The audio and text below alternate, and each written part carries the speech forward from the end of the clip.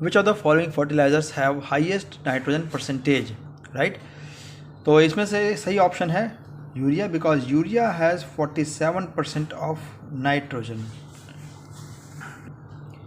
Basically इतना high percentage nitrogen का है यूरिया में, जिस वजह से हम यूरिया को फर्टिलाइज़र की कैटेगरी में रखते हैं। इस क्वेश्चन में हाइड्रोजन के मोल्स बताने हैं कि 20 मोल अमोनिया के लिए कितने हाइड्रोजन की रिक्वायरमेंट है। और जैसा कि हम इसको बैलेंस्ड इक्वेशन से चेक कर सकते हैं कि बैलेंस्ड इक्वेशन में अगर आपको 2 मोल अमोनिया के चाहिए तो आपको 3 मोल हाइड्रोजन चाहिए, यानी कि 3 मोल हाइड्रोजन चाहिए 2 मोल अमोनिया के लिए। तो 20 के लिए कितना चाहिए? 30। तो इसका ऑप्शन है डी। ये न्यूमेरिकल थोड़ा सा लेंथी है। आप देखेंगे कि density of 2 molar aqua solution दे रखा है और मोलैलिटी पूछी गई है, राइट। तो मोलैलिटी की डेफिनेशन है कि कितने मोल जो है वो पर किलोग्राम ऑफ सॉल्वेंट है, राइट। तो इसमें हमें सॉल्वेंट का मास चाहिए। अब ये तो गिवन है कि 2 मोल्स तो है ही अवेलेबल, तो बस आपका टारगेट है केवल सॉल्वेंट का मास निकालना, राइट।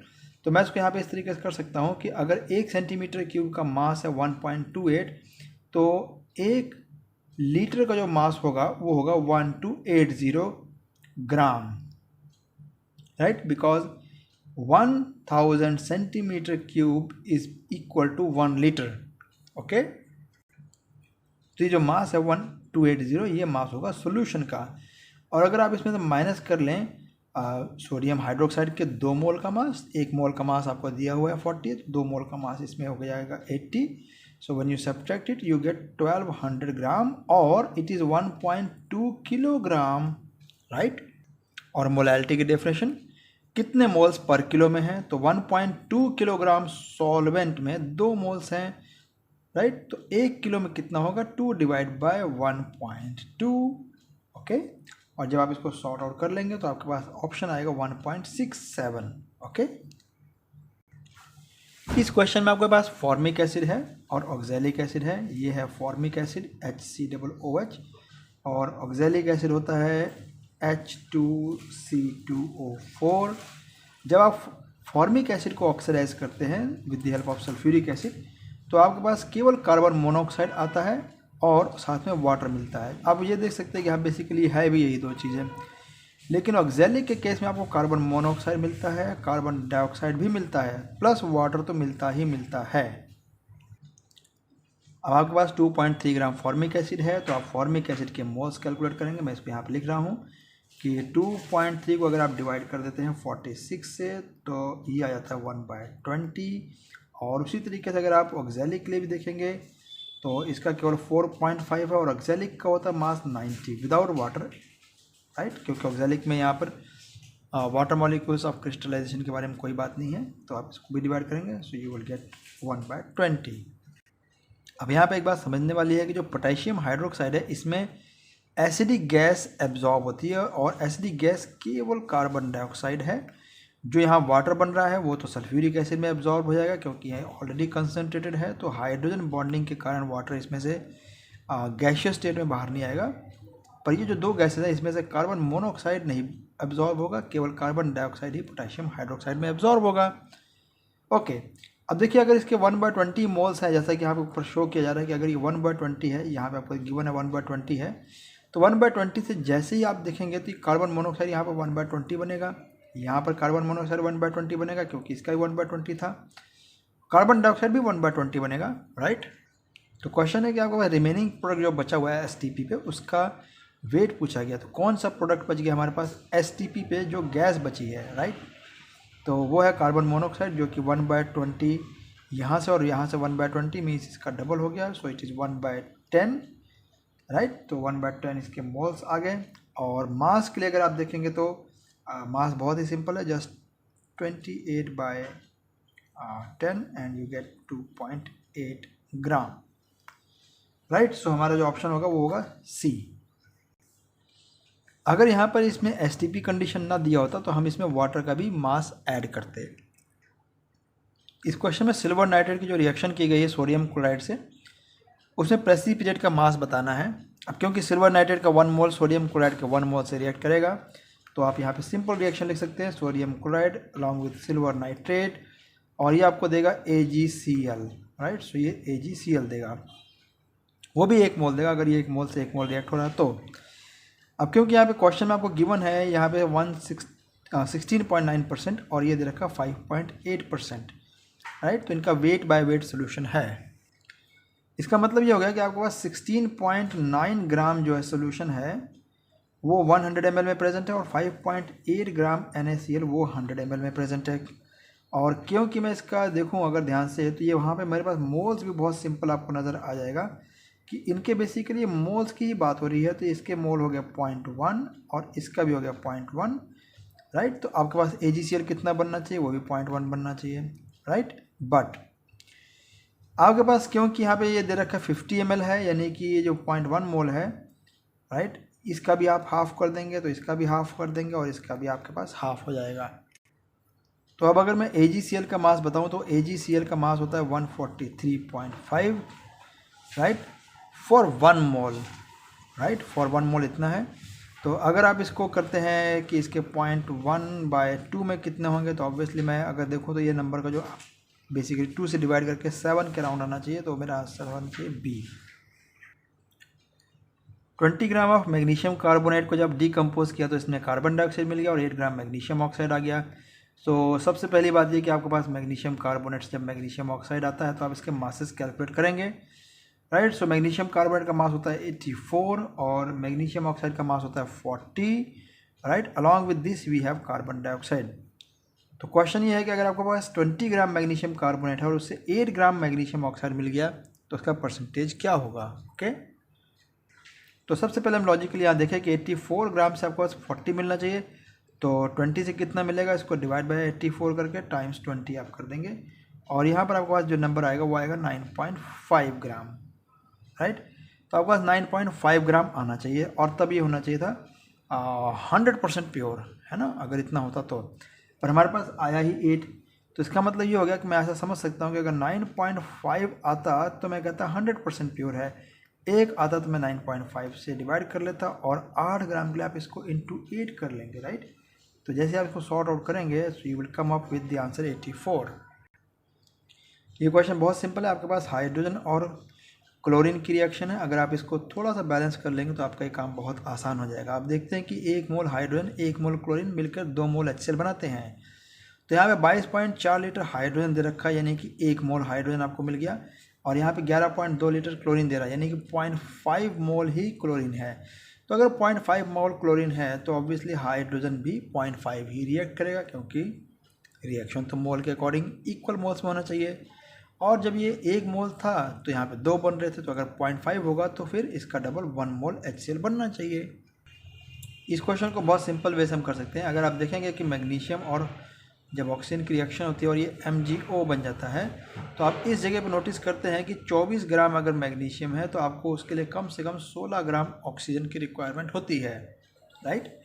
तो इसके अकॉर्डिंगली अगर मेरे पास 1 ग्राम अगर मैग्नीशियम होगा तो मुझे ऑक्सीजन कितना चाहिए, 16/24, ओके। तो जो कि 2/3 आता है 0.6। अब अगर आप ध्यान से देखें तो ऑक्सीजन आपके पास 0.56 है, यानी कि ऑक्सीजन हमारे को शॉर्टेज में मिल रहा है, यानी कि आपके पास कौन है जो एक्स्ट्रा आपके पास अवेलेबल है, मैग्नीशियम। सो इसमें पूछा कि which reactant is left in excess, तो वो उसका आंसर है कि मैग्नीशियम। अब मैग्नीशियम कितना बच जाएगा वो हम यहाँ से कैलकुलेट कर सकते हैं, बहुत सिंपल है। आप देखेंगे कि अगर 16 ग्राम ऑक्सीजन है, राइट, 16 ग्राम अगर ऑक्सीजन है तो मैग्नीशियम की रिक्वायरमेंट केवल 24 की है। तो इसके अकॉर्डिंगली अगर मैं यहाँ पर 1 ग्राम करूँगा तो 1 के लिए रिक्वायरमेंट्स ये हो जाएगा और जब मैं इसको 0.56 के अकॉर्डिंग कैलकुलेट करता हूँ तो 0.56 टाइम्स ये हो जाएगा, राइट। तो जो कि आता है मेरे पास 3/2 टाइम्स 0.56 और ये रफली सॉल्व करके आपके पास आ जाएगा, ओके। सो 0.84 हमारे पास मैग्नीशियम चाहिए, ओके। तो आपके पास बच कितना जाएगा magnesium, so just subtract 0.84 from 1, accordingly जो हमारा आंसर होगा विल बी A। इस क्वेश्चन में गिवन है कि आपके पास इतने मॉलिक्यूल्स यूरिया के प्रेजेंट है 100 ml में, तो उसका आपको मोलैरिटी बतानी है। तो सबसे बड़ी बात यह कि मोलैरिटी की जो डेफिनेशन है वो है 1000 ml की। तो अगर मैं इतने मॉलिक्यूल्स को कंसिडर कर रहा हूँ 100 में, तो ऑब्वियसली 1000 के लिए मैं यहाँ पे करूँगा 10⁻21 मॉलिक्यूल्स की, राइट। और जो 10⁻21 है बेसिकली ये 10⁻23 से केवल 2 ही यूनिट ए नीचे है, और इसका यही मतलब निकल जाता है कि आपके पास जो ऑप्शन होना चाहिए वो 0.01 होना चाहिए, क्योंकि ये जो पार्टिकल्स है ये केवल 100 गुना ही कम हो गया है, तो इसलिए इसका ऑप्शन भी 100 में आना चाहिए। इस क्वेश्चन में आपको गिवन है कि आपके पास एक सोल्यूशन है क्लोराइड कलर, जैसे कि कैल्शियम क्लोराइड, फेरिक क्लोराइड, कोई भी क्लोराइड हो सकता है, और उस क्लोराइड को रिएक्ट किया गया है सिल्वर नाइट्रेट से, और सिल्वर नाइट्रेट की रिक्वायरमेंट आपके पास ये है, राइट, और क्लोराइड आपके पास इतना रिएक्ट हो रहा है। तो क्वेश्चन है कि इसमें से क्लोराइड का फॉर्मूला कौन सा सही हो सकता है। तो अगर आप इन दोनों को मल्टीप्लाई करेंगे तो you will get 1, okay, you will get 1। लेकिन अगर आप इनको मल्टीप्लाई करेंगे तो आपके पास यहाँ पर जो 0.5 आना चाहिए, राइट। अब आप देख सकते हैं कि अगर इसका सपोज़ कीजिए मैं लेता हूँ एग्जांपल, कैल्शियम क्लोराइड को अगर मैं सिल्वर नाइट्रेट से रिएक्ट कर देता हूँ, तो आप देख सकते हैं कि इसका अगर 1 मोल है तो मुझे इसके 2 मोल चाहिए होंगे। यहाँ भी वही सिचुएशन है, आप देख सकते हैं कि इसका आधा मोल है तो आपको इसका 1 मोल चाहिए, यानी कि हमारा आंसर होना चाहिए बी, डबल क्लोराइड होना चाहिए, जो कि आपको यहाँ शो हो रहा है, राइट। डबल क्लोराइड होने के कारण ही सिल्वर नाइट्रेट की रिक्वायरमेंट भी डबल आ रही है। इस क्वेश्चन में गिवन है कि आपको 25.3 ग्राम्स ऑफ सोडियम कार्बोनेट जो है वो डिसॉल्व किया गया वाटर में, 250 ml सोल्यूशन बनाया गया, और ये एज्यूम्ड है कि ये पूरी तरीके से डिसोशिएट किया है। तो अगर पूरा डिसोशिएट होगा तो सोडियम और कार्बोनेट के आयंस का क्या क्या कंसंट्रेशन होगा, राइट। तो यहाँ पे आपको मोलर मास भी गिवन है इसका। तो सबसे पहले आप इसकी आप मोलैरिटी कैलकुलेट कर सकते हैं, जो कि 25.3 है, और इसके मैंने मोल्स निकाल लिए बाय डिवाइडिंग इट विद 106, और साथ में इसको मैंने डिवाइड किया वॉल्यूम से, जो कि 250 ml है, और इसको मैंने कन्वर्ट कर लिया है लीटर्स में बाय मल्टीप्लाइंग इट विथ 1000, और ये नंबर आपके पास सॉल्व होकर 0.95 के अराउंड आ जाता है, राइट। वेल, इसके बाद आप बाकी क्वेश्चंस आप इजीली सॉल्व कर सकते हैं, पर इसमें नोटिस करने वाली बात ये, क्योंकि सोडियम के आयंस जो डबल है देन कार्बोनेट, तो अगर मैं इनके ऑप्शंस पे थोड़ा सा ध्यान दूं तो आप समझ सकते हैं कि किस केस में सोडियम के जो आयंस हैं वो डबल हैं देन द कार्बोनेट्स, राइट। तो आपके पास ऑप्शन जो सबसे सही ऑप्शन बैठ रहा है वो है केवल A option, okay, not A, that is B option, because हमें सोडियम की कंसंट्रेशन डबल चाहिए, राइट। इस क्वेश्चन में पूछा गया 10 ग्राम हाइड्रोजन है, 64 ग्राम ऑक्सीजन है, और इनको एक्सप्लोर किया गया तो वाटर कितना बनेगा। वेल, वाटर का फॉर्मूला है H2O, और आप देखेंगे कि हाइड्रोजन आपको चाहिए 2 और ऑक्सीजन आपको चाहिए 16, राइट। तो अगर मैं यहाँ पे इसको 2 को 10 टाइम्स अगर करूँगा, मीन्स कि ये अगर 10 हो जाएगा, मीन्स 5 टाइम्स अगर ये हो जाएगा, तो आपके पास ऑक्सीजन भी चाहिए 80, राइट। लेकिन आपके पास ऑक्सीजन गिवन है केवल 64, इसका मतलब ये हो गया कि ऑक्सीजन का अमाउंट हमें कम पड़ गया है। वेल, तो अगर कम पड़ गया है तो इसका मतलब ये हो गया कि आपके पास जो ऑक्सीजन है वो हो गया लिमिटिंग रिएक्टेंट, और अब हमारा जो रिजल्ट आएगा वो लिमिटिंग रिएक्टेंट डिसाइड करेगा। तो अब हम यहाँ पे डिस्कस कर सकते हैं कि अगर 16 ग्राम ऑक्सीजन होता, सपोज अगर 16 होता, तो वाटर का कितना मोल होता। देखिए, 1 मोल वाटर में 16 ग्राम है, तो ये 64 है, तो कितने मोल वाटर बनते हैं, 4 टाइम्स, दैट इज़ 4 मोल।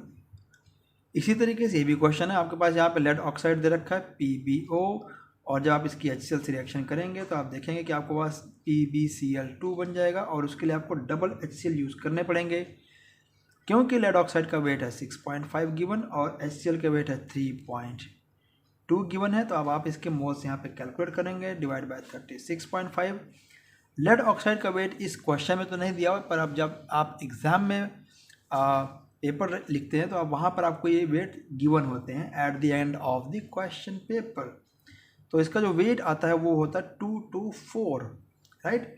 और जब आप इस नंबर को सॉल्व करते हैं तो आपके पास ये नंबर आता है 0.029, और ये नंबर आ जाता है अप्रॉक्सीमेटली 0.088। ओके, तो ये हमारे पास एक रेशो बैठ जाती है कि ये रेशो में आपके पास रिएक्शन हो रही है, जो कि यहाँ पे गिवन है। अब क्वेश्चन सिंपल है, अगर आपको लेड ऑक्साइड का 1 मोल है तो लेड क्लोराइड का भी 1 मोल बनेगा। अगर इसका 0.029 है तो आपके पास इसका भी 0.029 बनेगा। और इस कंडीशन में यहाँ पर ये चीज़ बड़ा ही कॉम्प्लेक्स पता लगा पाना है कि इनमें से कोई लिमिटिंग रिएक्टेंट होगा या नहीं होगा, क्योंकि ये चीज़ मेंशन नहीं किया है, पर हाँ ये रिएक्शन जरूर मेंशन किया कि बाय ए रिएक्शन बिटवीन इतने एंड इतने, दैट मीन्स वो कंफर्म हो रहा है कि ये रिएक्शन कंप्लीट हो चुका है, तो एटलीस्ट आप इस वाली कैलकुलेशन को अवॉइड करके अपना टाइम सेव कर सकते थे और आपका काम यहाँ से हो सकता था। ये क्वेश्चन बिल्कुल सिंपल है। आपको क्वेश्चन पूछा गया कितना कार्बन कंज्यूम होगा 270 ग्राम एल्यूमिनियम के लिए। तो रिडक्शन और ऑक्सीडेशन के बेस पे क्वेश्चन है। आप देखेंगे कि कार्बन की जो वैलेंसी है वो 4 होती है और एल्यूमिनियम की वैलेंसी है वो 3 एल्यूमिनियम की वैलेंसी होती है। तो जस्ट अगर आपको इसको बैलेंस करना है तो इसके लिए आपके पास एक कंपाउंड बनता है Al4C3। जस्ट इनके चार्जेस को आपने स्विंग कर देना है क्रिस क्रॉस Al4C3, राइट। अब यहाँ पर आप देख सकते हैं कि अगर आपके पास 4 मोल एल्यूमिनियम चाहिए Al4 के लिए तो आपको पास 3 मोल कार्बन चाहिए, और 3 मोल कार्बन का मतलब होगा 12 गुणा 3 यानी कि 36 ग्राम आपको कार्बन चाहिए 4 मोल एल्यूमिनियम के लिए, राइट। तो 4 मोल के लिए आपके पास इतना चाहिए। वेल अगर मैं देखूं 270 में कितने मोल्स आते हैं तो मैं इसको 270 डिवाइड बाय 27 करूँगा तो मेरे पास ऑप्शन आता है 10। अब यहाँ पर मैं किलो को नहीं इसमें काउंट करूँगा क्योंकि किलो का आंसर किलो में रह जाएगा और हमारे पास ये आएगा 10 मोल। तो अगर 4 के लिए आपके पास इतना है तो 1 के लिए कितना होगा डिवाइड बाय 4 कीजिए, और 10 के लिए कितना होगा आप इंटू 4 कर लेंगे और इंटू 10 कर लेंगे, राइट। तो ये आपके पास ऑप्शन आ जाएगा 90 और हमारा आंसर होगा 90, राइट। ये क्वेश्चन बिल्कुल स्ट्रेट फॉरवर्ड है। आपको मोलैरिटी का क्वेश्चन पूछा गया है और आपको गिवन है डेंसिटी, और HCl का मोलर मास है 36.5 जैसा कि हमें पता ही है। तो मोलैरिटी है सिंपली आपके पास ये आ गया डेंसिटी 1.17 डिवाइड बाय दी 36.5, और ये इसको मोल्स में कन्वर्ट कर देगा, राइट। और आप देखेंगे कि अब ये मोल्स कन्वर्ट हो चुके हैं क्योंकि ग्राम पर सेंटीमीटर क्यूब है, मतलब कि इतने जो मोल्स हैं वो 1 सेंटीमीटर क्यूब में है। तो 1 सेंटीमीटर क्यूब को मैं लीटर में कन्वर्ट करूँगा just multiplying it with 1000, okay. और इसके बाद आपके पास जो ऑप्शन आएगा और रफली सॉल्व आउट होने के बाद आपके पास आएगा सी ऑप्शन, ओके। इस क्वेश्चन में पूछा गया कि बेरियम कार्बोनेट को डीकम्पोज करके कितना वॉल्यूम CO2 का आएगा। तो बस आपको मोल्स निकालने हैं बेरियम कार्बोनेट के कितने मोल्स होंगे। तो मैं इस नंबर को ऐसे देख सकता हूँ कि जो नंबर है इसको अगर मैं डिवाइड करूँगा 197 से, जो कि बेरियम कार्बोनेट का मास है, तो ये ऑलमोस्ट आपके पास करीब करीब ये 0.5 के आसपास आता है, राइट। क्योंकि 197 जो है क्लोज है 200 के और ये है क्लोज है 1000 के, राइट। तो 1000 बाय 200 मीन्स 5 यानी हाफ मोल्स आ गए। वेल अगर आप देखेंगे बेरियम कार्बोनेट आपके पास 1 मोल कार्बन डाइऑक्साइड देगा तो उसका वॉल्यूम 22.4 होगा, और अगर आप आधे मोल लेके चलेंगे तो 22.4 का भी आधा हो जाएगा और हमारे पास ऑप्शन आएगा 11.2 यानी 1.12 लीटर। क्योंकि यहाँ पर भी आपके पास जो मास है वो 9.85 है तो आपके पास यहाँ पे 11 नहीं आएगा, वो 1.12 लीटर आएगा।